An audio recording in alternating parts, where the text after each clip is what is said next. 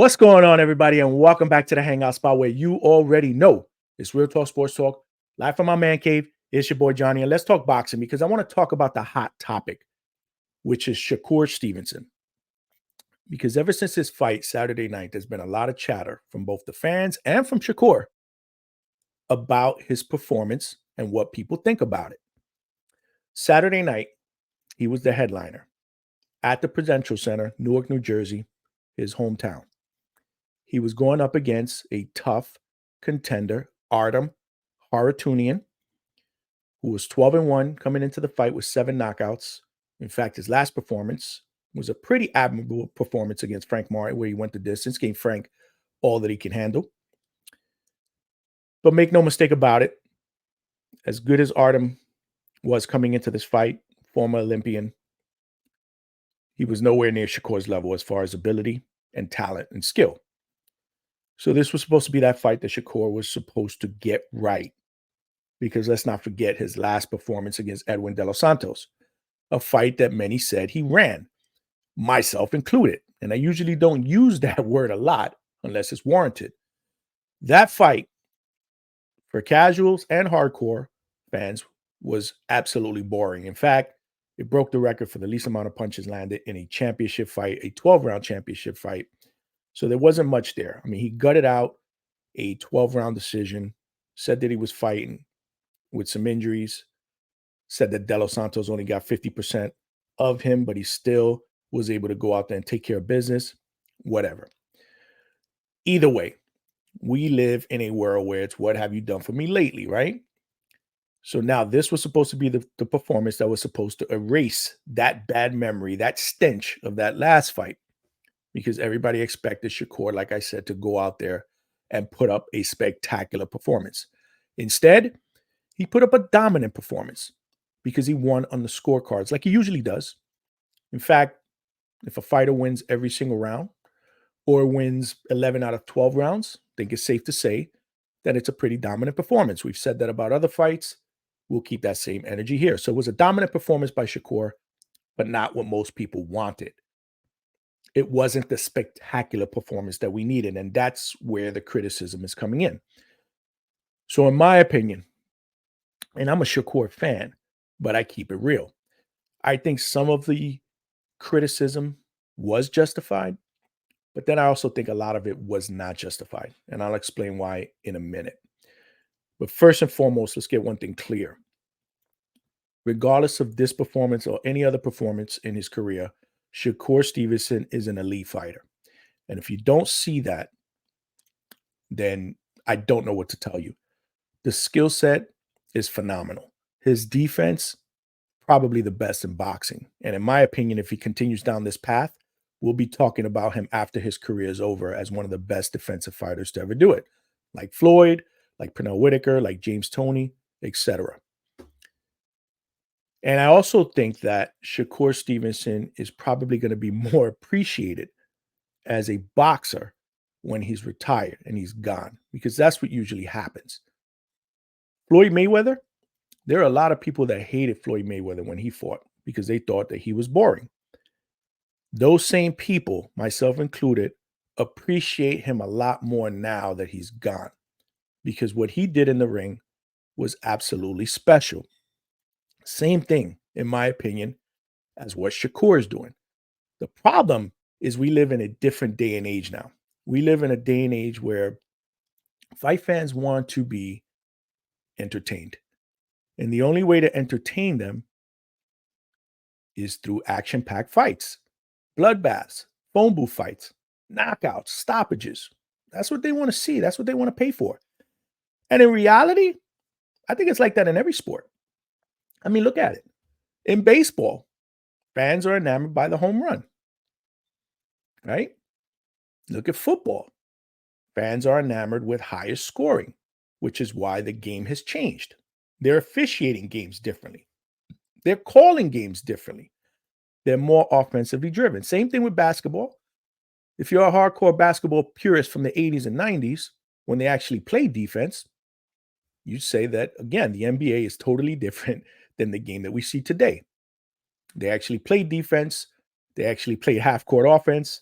They weren't just jacking up threes, trying to put 130 points on the board every night.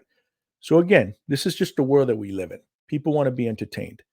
And unless you're a hardcore fan that appreciates the sweet science, hit and not get hit, what Shakur provides is not entertainment. So I get that.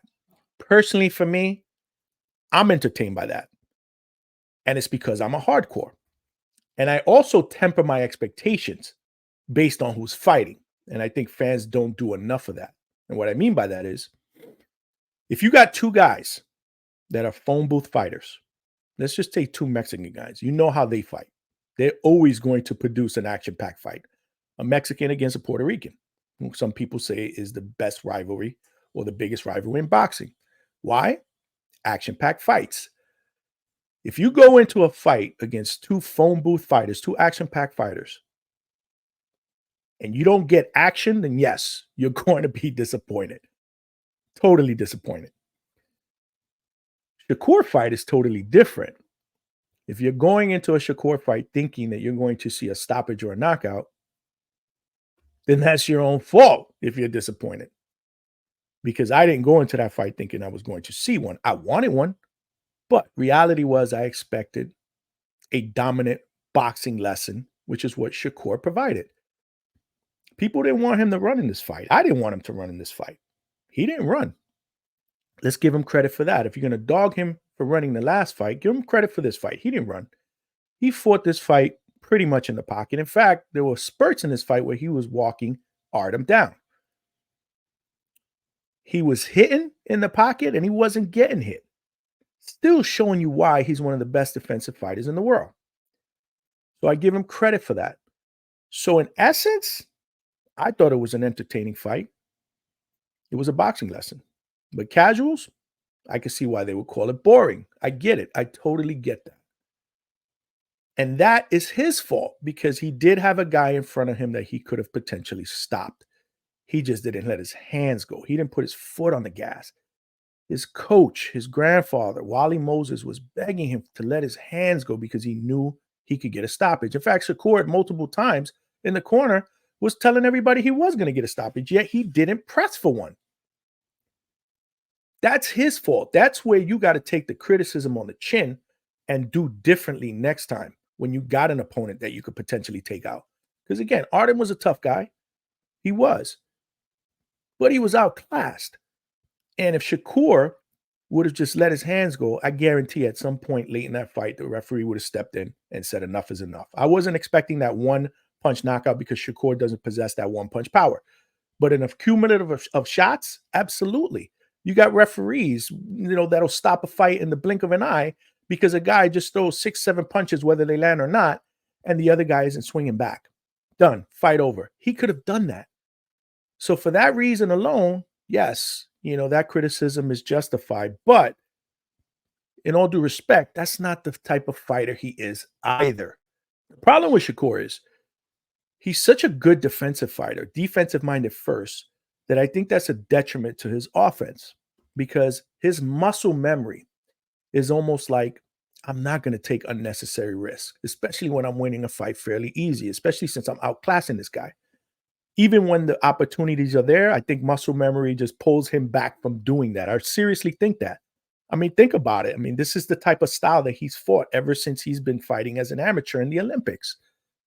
Sometimes a tiger can't change their stripes. Sometimes they do as they mature and they fill in and they feel like they have more power. But at the end of the day, like I said, defensive-minded fighters are always going to have that responsibility in their head that I don't want to make a mistake and get careless and get caught with a big shot when I don't need to. I'm winning this fight fairly easy. I'm cruising. Let me just continue to do what I'm doing until the 12th round, and then I'm going to win this fight easily and move on to the next. And that's what he did. So honestly, I firmly believe that because of his defensive mindset and muscle memory, that's what's kind of potentially not enabling him to kind of let his hands go and reach what I think could be a higher level. But I also think that another reason why is because I don't think Shakur has been challenged by a guy on his level either. He said something after the fight that I thought made a lot of sense. A lot of people crapped on it, but I thought it made sense. And he said that he needs an elite fighter opposite him that's going to bring out the best in him. And honestly, I think he's onto something there. Because think about it. Everybody that Shakur has fought, he's been expected to beat. Maybe the only guy that people thought had a chance to beat him was Oscar Valdez. And he thoroughly dominated Oscar Valdez. And in fact, in that fight, he did show some dog. And that's the problem. Shakur needs to show some dog.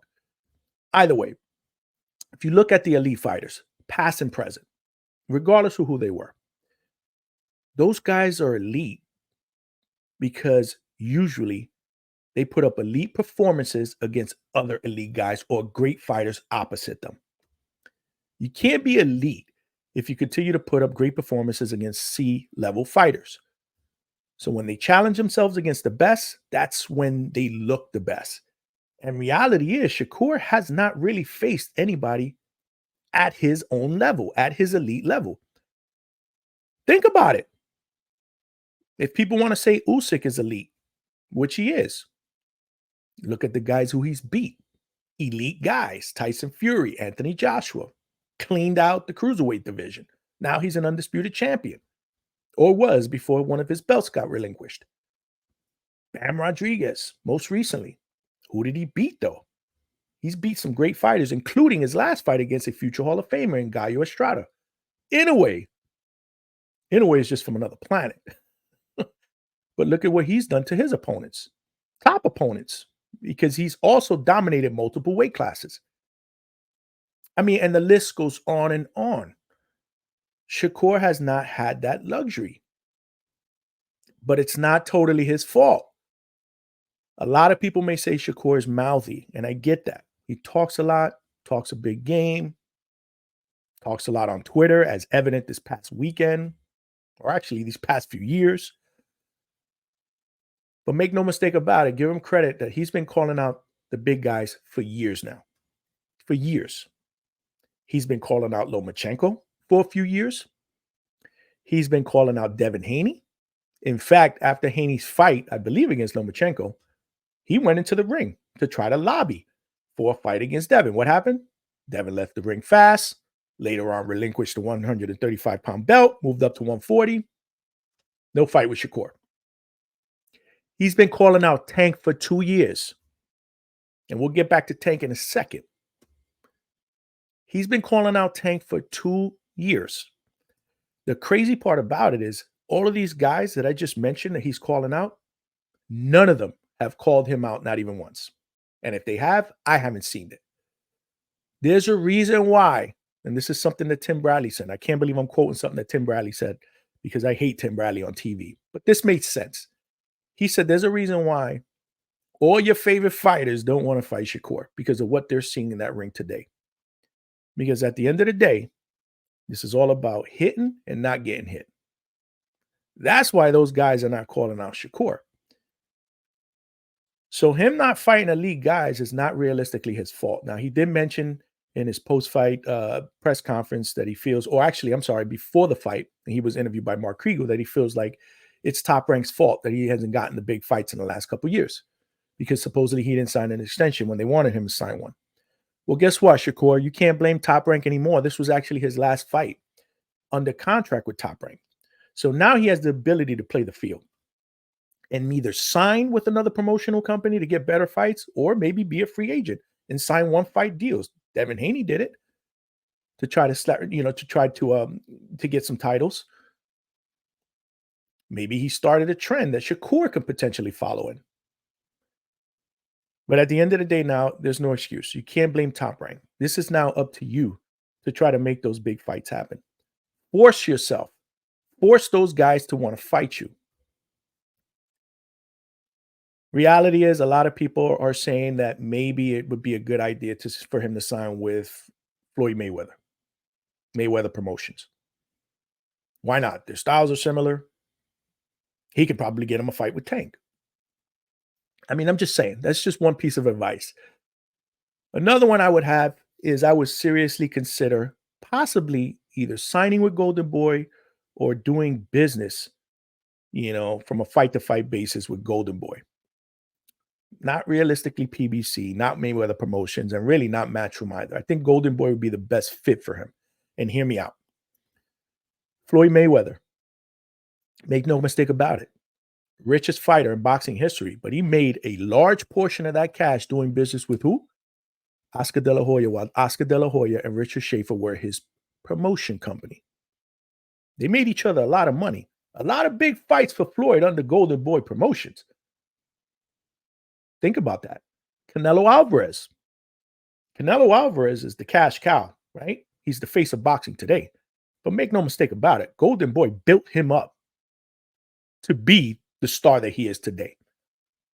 Big fights under the promotional banner of Golden Boy, including a fight against Floyd Mayweather, which most believe he wasn't ready for, even though they were hyping him up as the guy that was going to finally take Floyd down. Oscar was able to get him that fight and other big fights, right? Oscar has also been known to get fighters that don't deserve big fights. Case in point, Munguia. Jaime Munguia, a lot of people said, realistically didn't deserve a shot at Canelo. Benavidez did, but not Munguia. But guess what? Oscar got him that fight at a young age. Again, putting two and two together, I think that Oscar would be able to get Shakur some big fights, namely against his guy, William Zepeda, who has a lot of momentum right now. He's being deemed one of the killers at 135. He's a number one contender, in all sanctioning bodies. And Oscar De La Hoya is deeming him as that guy, that killer guy. And William Zepeda brings a lot to the table. He is an excellent offensive fighter. He's not good defensively, which is why I think stylistically a match between him and Shakur would be a nightmare for Zepeda. That's my prediction. But nonetheless, Shakur will be tested against a guy who's going to apply pressure, who's going to touch him to the body, who's going to bring the fight to him. Maybe that's a fight that he signs with Golden Boy to get. And then he'll finally get that big name, that guy that's going to challenge him and potentially hit him. Because we really realistically haven't seen Shakur challenged or hit. If you're going to get hit by anybody, might be a good idea to get hit by Zepeda first before you go into a tank fight, right? So I think that he should seriously consider that. That is definitely, in my opinion, a fight that he can win. And there's no knock against Zepeda. Again, Zepeda is an undefeated fighter, Mexican, brings a lot to the table, but stylistically, I don't see it. He's never fought a boxer, as technically sound and as defensively sound as Shakur. I think that fight, if they fought, in my opinion, would be very similar to Oscar De La Hoya's fight against Sweet Pea Whitaker back in the days. We all know how that turned out, where Oscar was a killer and Sweet Pea was a defensive whiz. Oscar won the fight, but realistically, did he? So I think that fight would play out exactly the same for Zepeda. I don't think it's a good stylistic matchup for Zepeda, but whatever. It's the name that both of them covet. It's a chance for Zepeda to fight for a 135-pound title, and it's a chance for Shakur to finally say, this is the guy that everybody thought can beat me. Look at how easy I beat him. And then you see what happens after that. Obviously, a fight with Tank is what everybody wants to see, myself included. That's where I realistically think that the best of Shakur is going to be brought out. Most people are going to favor Tank into that, and going into that fight, and rightfully so. I think Tank at this point in his career has deserved the right to be the favorite, but I'm here to tell you, if they do fight, especially more sooner than later, I consider that more of a 50-50 fight because styles make fights. Yeah, Tank is a hard hitter. Yeah, we haven't seen Shakur get tested or get chin checked. But at the end of the day, will Tank be able to land that big punch against a guy as defensively sound as Shakur? On the other hand, Shakur's going to touch Tank. You best believe that. He's too good of a boxer not to be able to touch Tank, especially when other fighters have touched Tank. Leo Santa Cruz was touching him before Tank put him away. Mario Barrios was touching him before Tank put him away. Frank Martin. Most people thought Frank Martin was cooking him the first half of that fight before he eventually broke down Frank and put him away. And again, this is no knock on Tank. I think Tank is an extraordinary fighter. I'm just saying styles make fights. You can't automatically discount Shakur because of his last performance. You can't. Not when you have that type of skill level. And my thing is, like I said, what happens if Tank is touched by Shakur, like he's gotten touched by all these other fighters that Shakur is much better than the first half of that fight, and he can't land that big shot on Shakur? What happens then? Then if Shakur goes on and wins what people say is a boring, dominant, unanimous decision, Will they criticize him then? I don't think so. Why? Because of the opponent that he has in front of him. And that's why I tell you there's something to what Shakur says. That's when he's going to get the respect. That's when I think the best is going to be brought out in him. And the same could be said about Tank, because Tank is considered by most an elite fighter. But I've had people tell me they question his resume. He has not fought an elite fighter. So which one is it? But I get it. He's considered an elite fighter because he's not a guy that plays around in the ring. He's a finisher. And again, I do consider Tank an elite fighter. I'm one of those guys that has defended his resume because I don't think that we should really look at resume to judge a fighter. We look at the eye test. And this is why I won't consider Shakur anything else than elite either. I'm doing the same thing I'm doing with Tank Davis. So I think that them clashing heads needs to happen. I think it's a fight that will happen eventually. I don't know how soon or later, but it definitely should happen. But like I said, again, if I'm Shakur, last but not least, stay off Twitter, man. You're going to have people that are going to criticize your performance. This is the world that we live in. Whether it's justified or not, you can't change people's opinion. That's fine. If you get butthurt over that stuff, then my advice is just stay off social media. But going back and forth with fans, going back and forth with Mason Cameron, I mean, it just makes you look like a buffoon, man. And it's hard to defend you. I mean, you're going after hip hop legends now, taking stuff and talking about things beyond the boxing ring. Boxing is one thing, the street is another thing, man. You got to stay in your lane. People are going to criticize you. You can't make everybody happy. That's life. But at the end of the day, going back and forth with fans, I mean, hey, listen, if you're trying to be one of the most hated fighters and you're trying to follow that Floyd blueprint, then all right, go ahead. More power to you. But I don't think that that's the way to go either, man. Just if you're confident in your abilities, you're happy with your performances, you consider yourself an elite fighter, and you just want to face the best to prove that you're the best, then there's a right way to do that. Fighting with fans and people with opinions and haters. I mean, to me, that's a battle that you're not going to win.